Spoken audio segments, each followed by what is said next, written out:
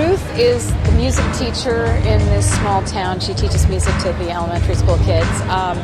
She's a kind of a feisty person. Maybe she had bigger aspirations with her music, but she's kind of made peace with her life in this small town. She had a feisty marriage with Mark Ruffalo's character, Dwight Arno, who's a sort of a recovering alcoholic lawyer, and they had this bitter divorce, and they've got this big custody battle over their son, Luke.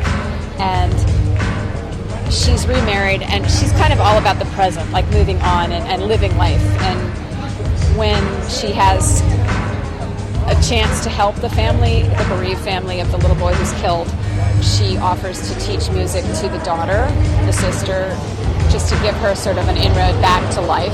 And I think she's a very vibrant character. She's the only character in the movie who's not directly affected by the tragedy. She never knows that it's her husband, her ex-husband, who's the hit-and-run driver. So she's able to be a little bit buoyant.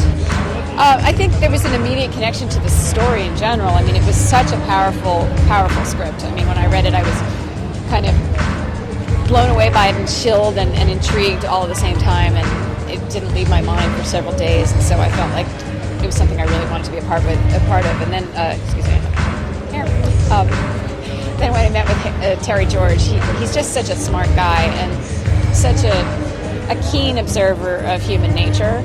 And I really felt that he was going to bring that to the story and more, which he really did. I mean, I think you look at these men going through the deepest pain that men can feel, I think. And, how many films really explore male grief and male feelings of rage against like an unchangeable fate? I mean, a lot of times we see these sort of genre movies where someone will try and take revenge, and it becomes this almost comic book portrayal of, okay, the man is finding his strength and he's going to go and blow the oppressor away. But this is really more realistic about what human beings face when something like the untimely death of a child occurs, and how you grow into facing the life that you now live. And it's just an amazing movie.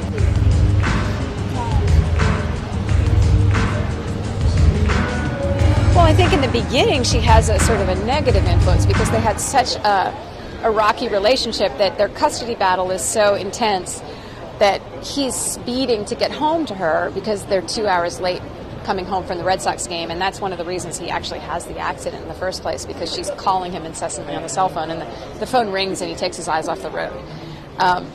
But I think as it goes on, she starts to see the pain that he's feeling, and I think that Mark did such a wonderful job portraying that inner torture that it was very easy in the scenes that we played together for me to actually see that the man that was my former husband is now falling apart. There's something eating at him, and it makes me kind of forget all the issues with the custody and everything, and just sort of feel some kind of empathy for him, which I think the audience feels as well as the story goes on. So I'm sort of the audience in a weird way, and I think I sort of somewhat forgive him for all of his past transgressions just because I see how much pain he's enduring in his state of indecision and weakness.